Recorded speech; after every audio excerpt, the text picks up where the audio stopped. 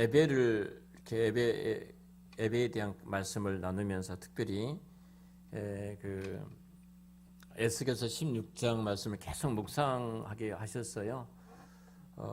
그런 가운데 고난주간, 다음 주가 정료주일 고난주간이 찾아오는데 정료주일 본문으로 에스겔 16장 말씀을 선택하게 되었습니다. 우리가 하나님의 기뻐하신 그 뜻을 이루어드린다는 게 참 어려운데요.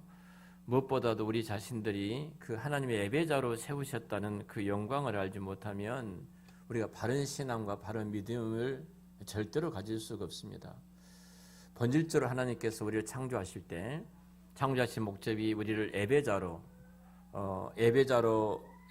위해서 우리를 지으시고 창조하셨는데 우리가 예배자로 서 있지 않는다면 어떻게 우리가 하나님 앞에 온전한 그 성도라고 말할 수 있겠습니까? 그러니까 결국은 예배자로 서지 아니하면 올바른 신앙이라고 말할 수가 없어요. 그래서 우리 중심에 내가 예배를 어떻게 생각하는가 이게 굉장히 중요합니다. 그래서 정말 우리가 그 가치 있는 것을 하찮게 여기면 그 가치를 부여하신 분한테 욕되게 하는 것이거든요. 그렇잖아요. 내가 어떤 분에게 선물을 주었어요. 선물을 주었는데 그 선물을 바로 쓰레기통에다 집어넣었다고 생각을 해보십시오. 선물한 사람이 인격을 모독하는 거거든요. 그렇잖아요. 선물한 사람의 얼굴에 침을 뱉는 일이거든요. 하나님께서 피조물 가운데 인간을 특별하게 형상으로 지으셨던 목적이 예배자로 의해서 우리를 지으셨는데 땅을 지으신 목적도 그리고 그 가운데 인간을 지으시고 끌어올리셔서 하나님의 형상대로 지으신 본질적인 목적도 바로 우리를 예배자로 세우셔서 하나님과 교제하고 예배자로서 하나님 앞에 서기 위함인데 우리가 만약 이 예배를 하찮게 여긴다 그러면 우리는 정말로 전능하신 하나님을 욕되게 하는 행위라는 사실들을 우리가 알아야 됩니다. 단순하게 우리가 예배를 종교의 행위다 이렇게 생각하면은 안 된다는 거예요. 목숨을 내걸고 우리 하나님 앞에 예배자로 서야 됩니다. 사실 많은 사람들이 예배를 말할 때 그냥 뭐 시간 나면은 예배 드리고 뭐 형편이 이러면 예배 드린다 이렇게 생각하는 분들이 주변에 있는 것을 보게 되는데요. 이것이 얼마만큼 하나님을 욕되게 하는가를 우리가 잘 알았으면 좋겠습니다. 자, 우리가 그 지난 시간에 이어서 좀 말씀을 좀 나누도록 하겠죠. 예. 지난 시간에 우리가 그 에스겔 16장 말씀을 가지고 오늘 본문에 있는 말씀처럼 그 옷을 입혀 주셨는데요. 이 옷이 왜 중요한가? 에스겔 16장 8절 말씀을 가지고 좀 설명을 좀 하고 계속해서 진행하도록 하겠습니다. 16장 8절의 말씀 내가 내 곁으로 지나며 보니 내 때가 사랑스러운 때라 내 옷을 너에게 덮어 벌거 벗은 것을 가리웠다 하죠. 내게 맹세하고 언약하여 너로 내게 속하게 하였느니라. 그러니까 결국은 우리는 벌거벗은 몸으로 하나님의 진노를 받을 수밖에 없는데요. 예수 그리스도께서 그 십자가로 말미암아 우리 의의 옷을 입혀 주셨어요. 우리에게 의의 옷을 입혀 주셔서 하나님의 진노가 하나님의 심판이 우리에게 미치지 못하도록 만들어 주셨다는 거예요. 그래서 우리는 왕후라고 그 에스겔 16장에 왕후라고 말씀하는데요. 구약에서도 마찬가지입니다. 구약에서도 이 구약의 제사장들이 하나님의 앞에 나갈 때 반드시 새 마포의 옷을 입었어요. 새 마포의 옷. 새 마포의 옷을 입지 않고 나가면은 죽었어요. 그러니까 하나님 앞에 나갈 때 우리가 얼마만큼 이 성경이 말하는 이 옷이라는 단어가 중요한가 하는 부분입니다. 이 말은 다시 말씀을 드리면 하나님 앞에 나가는 백성들은 예수 그리스도의 피로 말미암지 않고는 우리는 존재할 수가 없다는 겁니다. 반드시 예수 그리스도의 그 십자가의 보혈의 피로 우리의 씻음을 받고 그 옷을 입고 의의 옷을 입고 나아가는 것입니다. 이런 면에서 본다면 사실 예수님께서 죽으셨다가 부활하심으로 우리 거듭난 성도들도 새 옷을 입게 되었는데요. 주님이 십자가에 죽으실 때 주님과 함께 옛사람, 무화과 나무 옷으로 입었던 옛사람이죠. 옛사람은 죽었어요. 주님이 부활하심으로 말미암아 이제 주님과 함께 새 옷을 입었는데 그것이 새 사람입니다. 그래서 그리스도의 옷을 우리가 입고 이제 서 있습니다. 우리가 쭉 넘어갔어요. 이제 이 정도 보고 다시 그 계시의 점짐성으로 본 제사와 이제 예배 의식에 대한 말씀을 좀 드리겠습니다. 자, 예배가 어떻게 성경은 역사적 점짐성을 갖고 있다, 점짐적이다고 말하거든요. 그러니까 일이라는 이 단어가 100이라는 단어로 이렇게 확대되어 간다는 거예요. 처음에는 작았던 것이 점점 확대되어져 가서 분명하게 드러나는 것이죠. 예수님을 통해서 완벽하게 안전하게 드러났던 것처럼, 자, 이 예배도 마찬가지입니다. 예배가 이제 우리는 천상 예배, 아담이 타락한 이후에 하나님께서 예배해 놓으셨던 새 예루살렘들이 천상 예배가 있는데요. 이 천상 예배에 대한 부분입니다. 여기까지 자, 어떤 예배의 절차가 점진적으로 확대되어져 가고 있는가? 성경에서 자, 이 그림을 보면서 우리가 지금 어디에서 예배를 드리고 있는가? 그리고 장차 올 그 예배가 무엇인가? 이렇게 생각해 볼 수가 있습니다. 우리가 그 가인과 아벨의 이 적장 시대 그것은 단제사라고 말씀을 드렸죠. 단제사였고, 그 단제사가 성전 제사, 성막 제사로 이어져요. 이스라엘 백성들이 성전을 지었고 성전에서 제사를 드렸죠. 그리고 신약으로 넘어와서는 이제 십자가 제사, 신약 시대예요. 십자가 제사로 확대되어지고, 그리고 이제 장차 이루어질 천상 제사로 우리가 이어집니다. 여기 그림을 잠깐 보시면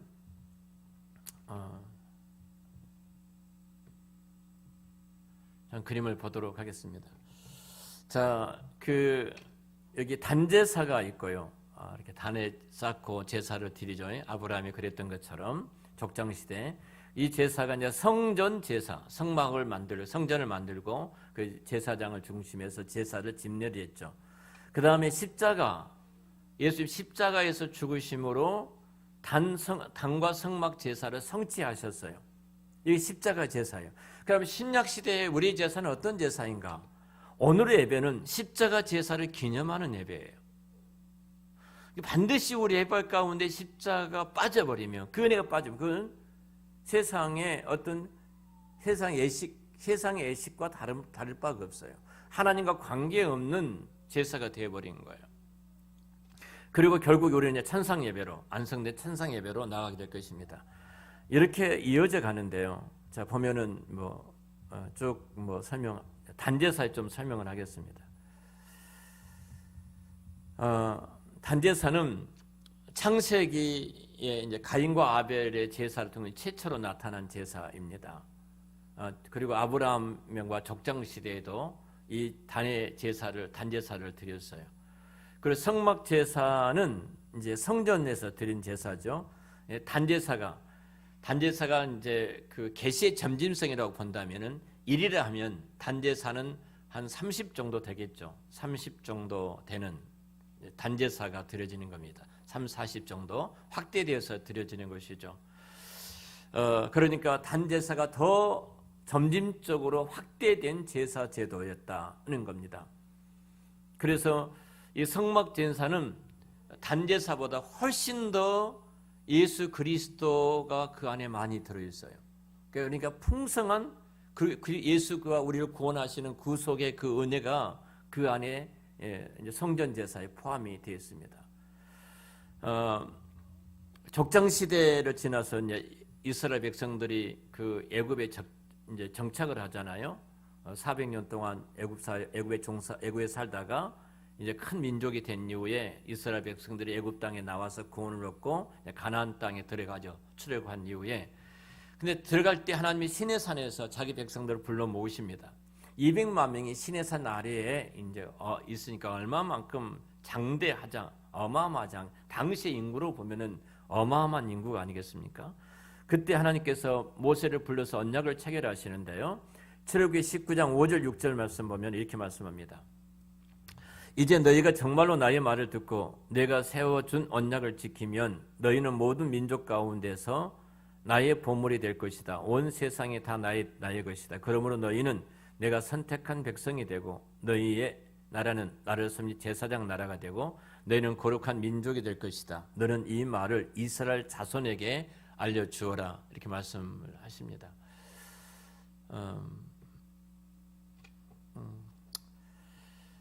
이렇게 그리고 언약을 체결하시죠. 자, 언약을 체결하신 후에 나는 너희의 하나님이고 너희는 내 백성이다. 내가 너희들 가운데 이런 거할 테되 너희는 내 백성이고 나는 너희 하나님이니까 내가 너희 가운데 거할 초소를 이제 만들어라. 거할 초소를 만들라는 겁니다.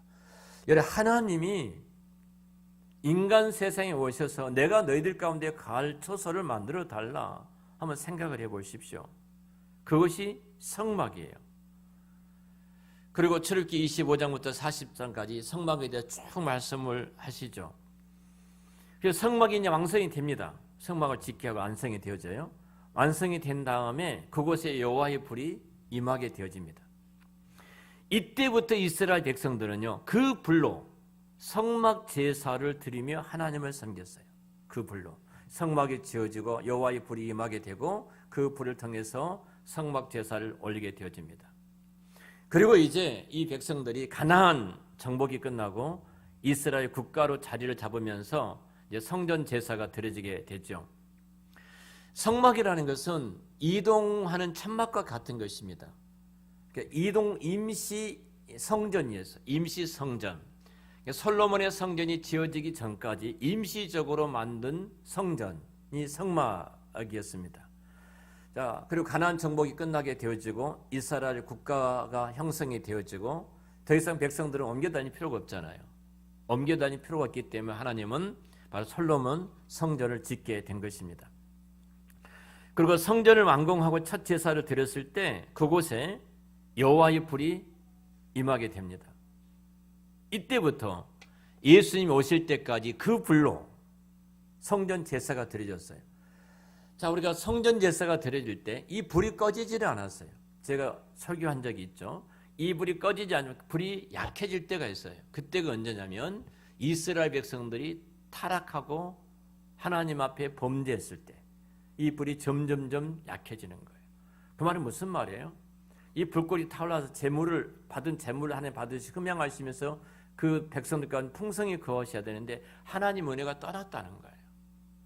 우리도 마찬가지 지금 예배를 드리지만 내가 정말로 이 십자가 거룩한 은혜 앞에 은혜 속에 하나님 앞에 예배를 드리는데 이것이 점점점 식어지면 우리 정말로 기도해야 돼요. 다시 내 마음에 불꽃이 타오르는 은혜를 베풀어 주셔서 하나님이 받으시는 하나님이 임재하신 그 영광 가운데 내가 풍성히 거하는 은혜를 베풀어 달라고 우리가 기도해야 돼요. 그러지 아니하면은 하나님의 그 영광스러운 임재를 우리가 누릴 수가 없는 거예요. 자, 그리고 이제 성전 성막 제사가 지나고 나서 십자가 제사가 이제 이어집니다. 자, 우리 박선 집사님 한번 읽어 주실래요? 네, 거기 같이 올려줘야지. 잠깐만요. 네, 네, 읽어주세요. 네. 십자가 제사, 구약의 모든 제사는 십자가 제사의 모형이었습니다. 그래서 구약의 모든 제사가 십자가 제사에서 단번 완전 영원한 제사로 성취됩니다. 히브리서 10장 1절 말씀.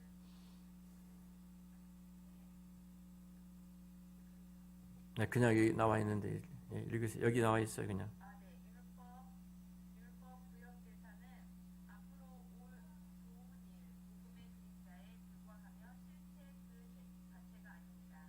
그러므로 해마다 반복하여 드리는 제사로는 예배드린 자들을 완전하게 할 수 없습니다. 네, 감사합니다. 자, 십자가 제사입니다.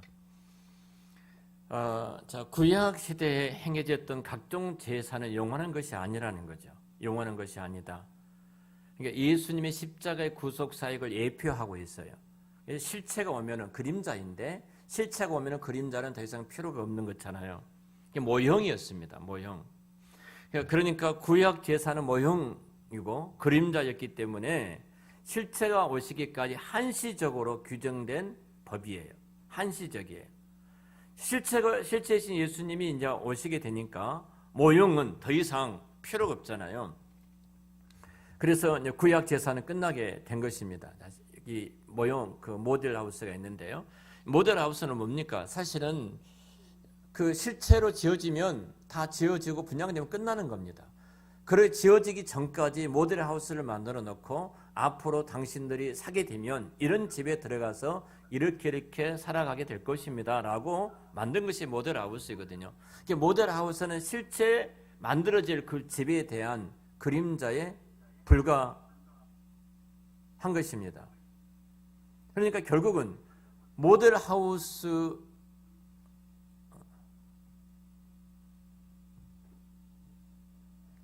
모델 하우스 김철 전사님 그 소리 꺼주실래요?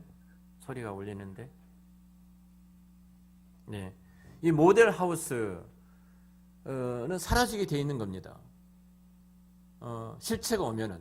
그러니까 성전의 모든 것들은 예수 그리스도에 대한 모형이에요. 자, 여기 보면 잠깐 이 구약의 성막에 대한 그림인데요.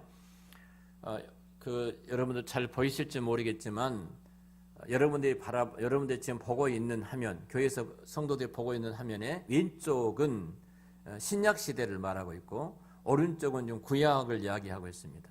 자, 이스라엘 출애굽과 가나안 그 가운데 지성소가 있는데 지성소, 향단, 촛대, 떡상 이게 지금 성전의 모형도예요. 성전의 모형도고 물두멍, 번제도 한 쭉 있습니다.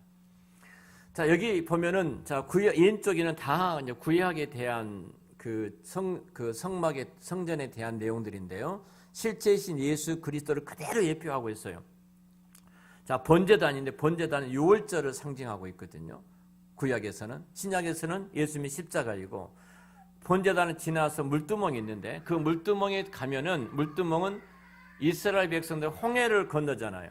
홍해 건넌 것을 이 성전을 통해서 물두멍이라는 그 물두멍이 성전 안에 있는데 물두멍을 바라보면서 이스라엘 백성들이 어떤 제사냐 하면 우리가 홍해를 건너면서 우리가 이미 애굽에서 우리가 살았던 우리 죽고 이제 새로운 하나님의 백성으로서 우리가 세워졌다. 신약에는 뭐예요? 그게요? 옛사람이 죽고 내가 다시 살아난다. 그게 세례이죠. 세례. 그리고 이어져서 그 안에 들어가면 만나가 있습니다. 만나가 있는데 그 만나에 왼쪽 구약엔 이제 촛대가 있고 떡상이 있는데요. 여러분 잘 아신 것처럼 불기둥이 있고 촛대가 있는데 이 촛대와 불기둥은 하나죠. 생명의 빛을 말하고 있는데 떡상은 예수님의 생명의 떡이죠. 빛과 떡이신 예수님을 지금 상징하고 있는 거예요.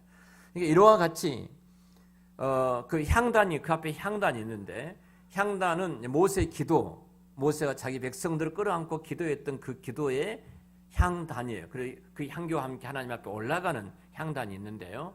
이스라엘 솔로몬도 성전을 건축하고 내가 이 성전을 향해서 우리 민족들이 기도하면 내가 기도하면 여러분 지금 우리 교회가 입고 있는 성경에 지금 사무엘 하 읽으시죠? 이제 솔로몬 성전이 건축되어질 때요. 건축되어지고 솔로몬이 기도를 합니다. 기도를 하는데 이 성전을 향해서 기도할 때 응답해 주실 뿐만 아니라 우리 민족이 혹은 죄로 말미암아 원욕 지금처럼 이렇게 전염병으로 모든 백성들이 고통을 받을 때 이 성전을 향하여 하나님 앞에 나가서 기도를 드리면 우리 죄를 용서해 주시고 그 원력을 거두어 주십시오. 이런 기도가 나와요. 그러니까 향단이 있어요. 근데 이 향단의 기도는 결국은 예수님께서 겟세마네에서 기도하실 때 자기 백성들 죄를 끌어안고 기도하셨잖아요. 그리고 그 안에 들어가면 휘장이 가려져 있고 휘장 안에 들어가면 지성소가 있습니다. 이 지성소가 있는데 동일하게 지성소도 이스라엘 백성들이 출애굽에서 가나안 땅에 들어간 것이고요. 신약 시대 우리들은 이제 천국에 들어가는 모습이에요. 그러니까 구약의 모든 성전이 누구예요? 예수 그리스도를 그대로 보여주고 있는 거예요. 그러니까 이 성전은 더 이상 필요가 없는 거예요. 그러니까 자꾸 성전을 이렇게 그 구약의 성전을 신약에 마치 교회당을 성전 이렇게 말을 하는데 그것은 틀린 말입니다. 이 건물은 성전이 아니에요. 건물은 성도들이 예배를 드리니까 예배당, 성도들이 모이는 곳이니까 교회당, 이렇게 말을 하는 것이지 성전은 아닙니다. 예수 그리스도가 성전 대심이에요. 예수님이 이렇게 말씀하셨죠. 이 성전을 헐라. 그럼 뭐라고 그랬어요? 내가 3일 만에 다시 짓겠다. 깜짝 놀랐죠. 아니 지금 수십 년 동안 지었던 성전인데 이것을 헐고 3일 만에 짓는다고? 하나님을 모독한다. 그런데 예수님이 뭐라고 말씀해요? 성전된 당신의 몸을, 성전된 당신의 죽으심을 가리켜서 말씀하신 거다 이거예요. 더 이상 성전이 아니에요. 우리 교회를 가리켜서 성전, 교회당을 가리켜서 성전하는 것은 우리가 하나님을 욕하게 된 거예요. 그 예수님이 친히, 자, 우리가 베데스다 연못가에 있었던 38년 된 중풍병자에 대해서 말씀을 드렸는데 명절이에요, 명절. 그러니까 우리를 말하면 모든 백성들이 성전에 올라가서, 구약 성전에 올라가서 하나님 앞에 예배를 드리는, 축제하는 그 시간인데 이 앉은 방에는 올라가지 못하잖아요. 38년 동안 그 베데스다 연못가에서 누군가 나를 좀 넣어달라 이런 기대를 하고 있었던 사람 아니겠습니까? 자, 그러는데 성전에 올라가지도 못하고 죽었던 죄인이에요. 스스로 그가 아무것도 할 수 없는 사람이에요. 근데 그 성전 대신 예수님이 친히 이 사람을 찾아오셨다는 거예요. 성전 대신 예수님이 친히 찾아오셔서 이 사람을 치료해 주심으로 그곳에 성전을 삼으셨다는 거예요.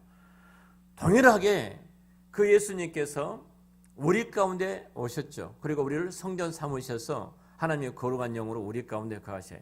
오늘 채윤이가 이제 할머니랑 같이 기도하고 전도하러 왔어요. 처음에는 그냥 낯설게 하면서 막 이렇게 고개를 돌리더만 나중에는 얼마나 이제 친해졌는지 전도한 거예요. 이제 할머니가 하나님이 어디, 하나님 집에 가자, 하나님한테 가자 했는데 그런 거예요. 하나님이 자꾸 어디 계시냐니까 하나님은 네 마음에 있다. 그러니까 옷을 딱 들쳐매면서 하나님 안 계시는데? 하나님 안 계시는데 얼마나 예쁜지 아이가. 하나님 없다는 걸 자기 들춰보고 마음이 있다 하니까 사실 우리 한번 생각해 보세요. 정말로 나를 성전 삼아서 우리 안에 예수님이 거하신다. 이건 인간의 이성과 논리를 우리가 말할 수 없는데요. 하나님의 거룩하신 영으로 하지 아니하면 우리가 그건 정말로 성령이 우리 안에, 하나님이 우리 안에 거하신 걸 느끼지 못해요. 자, 우리가 지금 이 성막의 그림을 쭉 보여드렸는데요. 이들이 구약의 이스라엘 백성 섬기는 성전은 하늘에 있는 성전의 모형과 이제 그림자입니다. 성막을 하나님 나라의 모형이라고 말하기도 하는데요. 하나님 나라는 구약에서 왕과 백성과 그 영토가 나타나 있잖아요. 제가 말씀드렸던 것처럼 신약으로 가면은 예수님 자신이 왕이고 예수님 자신이 영토이고 예수님 자신이 참 이스라엘이셨어요. 예수님 자신이. 그래서 예수님이 오신 이후에 뭐라고 그랬어요? 회개하라. 천국이 가까웠다. 세례요한이 그럴 때, 세례요한은 그렇게 했지만 예수님이 말할 때 회개하라. 하나님 나라가 너희 가운데 임했다고 말하잖아요. 예수님 오심으로 하나님 나라가 임한 거예요. 예수님 오심으로. 그러니까 계시로 가면 예수님 자신이 이제 성전이고 하나님의 나라라고 분명하게 말씀을 하고 계세요. 그러니까 하나님 나라 모형이란 예수님 자신의 모형이었다는 것이고요. 요한복음 2장 21절 제가 조금 전에 설명했던 것처럼 이 성전을 헐라. 그러면 내가 3일 만에 다시 일으키리라. 성막은 예수님의 모형이 있다. 그리고 이 계시록에 가면은 성전 예수님 자신인데요. 계시록 21장 22절 말씀인데요. 22절 말씀. 우리 김유리 권사님 지금 손님이 계신 것 같은데 안 계시면 좀 읽어주시면 좋은데, 자 22절 23절 말씀 한번, 계시록 21장 22절 23절 말씀 한번 누가 읽어주실래요? 예, 안 보인가요? 글씨? 예, 읽으세요.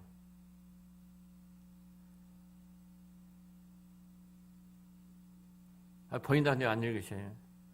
예.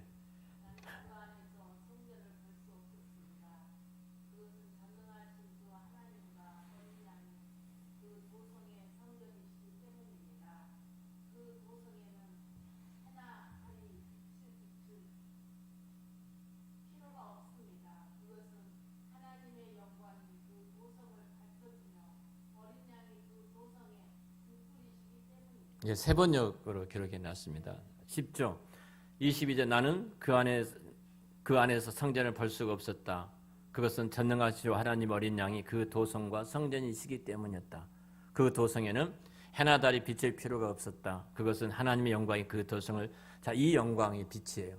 그러니까 우리가 지금 해와 달 같은 빛이 아니라는 거죠. 창세기 1장 2절 3절 등장했던 그 빛은 해와 달 광명이 아니에요. 예수 그리스도 자신을 지금 가리켜서 말씀을 하고 있는 거 그 빛이에요. 어린 양이 그 도성의 등불이기 때문에 그렇다는 겁니다. 자, 아까 말씀드렸던 성막의 모든 기구들도 예수님의 구원 사역과 밀접하게 연관이 되어 있다. 구약의 성막에 여러 가지 등장할 때 그것이 그리스도의 우리 구원하는 사역과 구속 사역과 밀접하게 연결했다는 것을 여러분들이 좀 기억해 주시고요. 그 다음에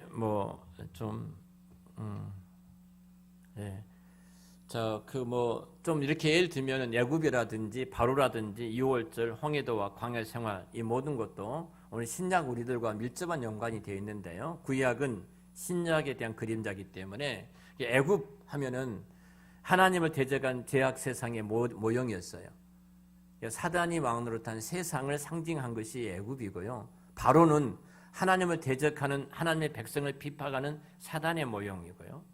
6월절은 우리 잘 아는 어린 양 예수 그리스도의 피, 죽으심의 모형이었고요. 우리가 십자가를 통해서 구원을 받는 것이고요. 이스라엘의 홍해를 건너는 사건은 세례의 의미죠. 부활의 모형이에요. 내가 예수와 함께 죽고 예수와 함께 내가 부활했다는 것입니다. 내가 살아나는 거예요. 그러니까 세례를 받을 때 얼마만큼 사단이 집요하게 공격한지 몰라요. 진짜 공격해요. 여러분 그냥 세례 받으면 되지 이게 아니에요. 치열한 영적인 싸움이 항상 그 안에 있어요. 얼마나 있는지 몰라요. 어떤 사람 마지막 임종할 때 복음을 전하면 예수를 믿겠다고 하신 분이 있어요. 그리고 세례를 받으신 분이 있어요. 굉장히 평안하게 세례를 영접하면서 눈물을 흘리신 분이 계세요. 어떤 사람은요, 이를 부득부득 가들면서 거절하는 사람이 있어요. 이해가 안 되지죠, 우리 이성으로는. 이미 죽을 건데 마지막 예수 믿으면 천국이라고 했는데 속된 말로 세상 믿져봤자 본전은 아니에요. 아니 속된 말로 그러지 않아요. 그래도 이를 부득부득 가면서 거절해요. 도무지 이해가 안 되잖아요. 결국 이것은 영적인 일이에요. 우리가 하는 일들이 아니에요. 오늘 전도 갔다 왔죠. 전도 갔는데 저도 이제 한 분을 만났는데 이분이 뭐라고 하는지 아냐면요. 코로나 때문에 교회도 가지 못하고 이제 신앙도 사라져버리고 다 멀어졌는데 누구 한 사람 나한테 와서 교회 갑시다 전도하는 사람이 아무도 없다는 거예요. 이런 분이 너무 많은 거예요. 그래서 제가 이제 전도지 드리고 그리고 어디 사시냐고 묻고 같이 했는데요. 사실은 이 코로나 때문에 교회가 손발 다 놔버린 거예요. 그 영혼들은 택함받은 영혼들, 구원받은 영혼들 그 갈급함을 갖고 있는데 코로나이니까 우리는 할 수가 없다 이렇게 생각을 하고 멈춰 있거든요. 이게 얼마만큼 영적인 싸움에서 코로나 말미암아 우리가 지고 있는가 사단에게 참 너무 마음이 아프더라고요. 오늘 전도 나갔다 오신 분들도 그 이야기를 하더라고요. 어느 분이 이사로 오셨는데 이제 전도를 하니까 이제 그 이야기를 같이 나눴다 말씀을 제가 이제 들었습니다. 사실은 이 세례 그러니까 정말 기도하셔야 돼요. 우리가 세례 받으실 분이 지금 3분 있거든요. 3분 있는데 이분들이 얼마만큼 사단이 집요하게 방해를 하는지 하여튼 그 영혼 붙들고 늘어지는데요. 하여튼 정말 치열한 지금 싸움을 싸우고 있습니다. 그다음에 이스라엘들 출애굽한 이후에 세례를 받고 이제 광야 생활이 있죠. 40년 동안 광야를 걷는데요. 광야는 그리스도인 이 땅을 사랑하는 모든 성도들의 삶의 모형이에요. 여기는 하나님 백성 만들기 철저하게 광야는 뭐만 있어요? 하나님만 바라보라는 거예요. 여러분 그 광야에 농사 지을 수도 없습니다. 뜨거운 태양빛이 40도 50도 내리는 뜨거운 태양열이 장렬하고 있고요. 저녁에는 영상 5도로 떨어지는데 5도가 춥지 않다고 생각하지만 40, 50도인데 저녁에 5도로 떨어지면 그 얼어서 죽습니다. 이렇게 더워서 죽고 추워 죽어요. 모래 폭풍이 얼마나 심각한지, 독충과 불뱀들이 얼마나 많은지, 그들 앞에 가로막는 아말렉 족속이라든지 수많은 원주민들이 방해를 하고 있는지, 인간 스스로가 존재할 수가 없어요. 200만 명이 어떻게 먹고 삽니까? 우리 한 끼 저녁 식사만 해도 진짜 갈 때 뭐 먹을까 고민을 하잖아요. 먹을 것이 너무 많아서 그래요, 사실은. 없으면 그냥 그것 하나 먹는데 정말로 그거 어떻게 먹고 살아요? 그러니까 광야는 철저히 하나예요. 하나님만 바라보라는 거예요. 그 하나님만 바라보면 하나님이 불과 구름기로 자기 백성을 보호하실 뿐만 아니라 인도하시고 이른 아침에 만나를 내려주시고 고기가 먹고 싶을 때 동풍을 불어서 한 달 동안 코에서 냄새가 나도록 고기를 먹여주신 분 아니에요? 수많은 아말렉 족속과 적들이 공격 올지라 보호해 주셨고 그 정갈과 불뱀들이 득실거리는 그것을 다 텐트를 치는 것처럼 완벽하게 보호해 주셨잖아요. 자, 그러니까 이 광야를 살아는 우리들이 지금 철저히 하나님 백성 만드는 훈련 뭐예요? 하나님만 바라보라는 거예요. 오늘 우리 CM 목사님들 10분이 한 교회를 방문했습니다. 이 목사님이 이 말씀 하시더라고요. 설교 준비를 말씀하시는데 참 좀 속된 말을 해서 죄송합니다. 핏똥을 쌉니다. 아내는 두 자식 낳을 때 두 번 해산의 고통을 받았지만은 매주일마다 목사는 설교를 준비하기 위해서 핏똥을 쌉니다. 그러면 하루에 3시간 기도를 하시더라고요. 아침에. 그리고 뇌에 또 종양이 있어가지고 순간적으로 그 고통이 오면은 그 아주 진통제 이 타이노 이 정도는 아니고요. 너무너무 고통스러우니까 그 진통제를 안 먹으면은 그 고통이 잠재우지를 않는다는 거예요. 그러니까 24시간 주님만을 바라볼 수밖에 없습니다. 그러면 그 말이 뭐냐면 그게 저게 복입니다. 여러분 그러시나요? 내가 힘든 일이 있으니까 그것을 가지고 주님을 바라보는 것이 뭐라는 거예요? 복이라는 거예요. 우리는 그렇게 고상한 자가 아니에요. 그래서 목사님들이 굉장히 큰 도전을 받으셨어요. 그 목사님과 말씀을 나누고 너무 또 감사하게도 참 우리가 한국에 서울에서 먹어보기 힘든 참치 횟집으로 목사님들 다 모시고 와서 장로님들한테 대접했으면 했는데 장로님들을 이제 이 권사님 두 분이 오신 목사님들이 얼마나 고생하시는데 대접해야 된다고 또 나중초 목사님이 데리고 오신 분들 또 저를 아는 분들이 있어가지고 그래서 두 권사님이 준비를 해주셨다고 하시더라고요.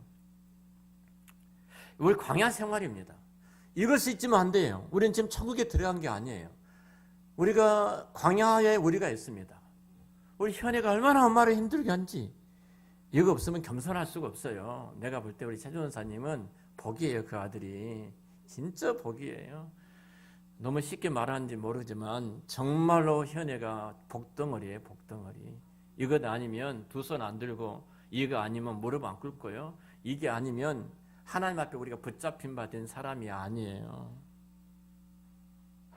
여러분 선물이에요. 하나님의 선물. 우리가 지금 광야 생활이라는 사실을 알아야 돼요. 사실 이런 면에서 우리가 생각한다면 내가 오늘 살아가는 이 자리가 얼마나 큰 축복인가. 내가 광야라는 것을 잊어버리고 예수 믿으면 모든 게 형통하고 만사가 잘 되고 그냥 하여튼 이렇게 살아갈 건 이렇게 생각하는데 절대 아니라 이 말입니다. 하나님은 광야 이스라엘 140년을 통해서 오늘 우리들이 어떤 길을 걸어가고 있는가를 보여주신 것입니다. 자, 그래서 그리스도의 은혜로 살아가는 삶이에요. 하나님의 은혜를 떼어놓으면은 우리가 생존할 수가 없다 이 말입니다. 할렐루야. 하나님의 은혜로 살아가는 거예요. 그 은혜에 붙잡힌 바 된 그 복을 받고 살아가는. 그리고 이제 이스라엘이 가나안 입성하지 않습니까? 가나안 땅에 들어가는 것 바로 천국으로 이어집니다.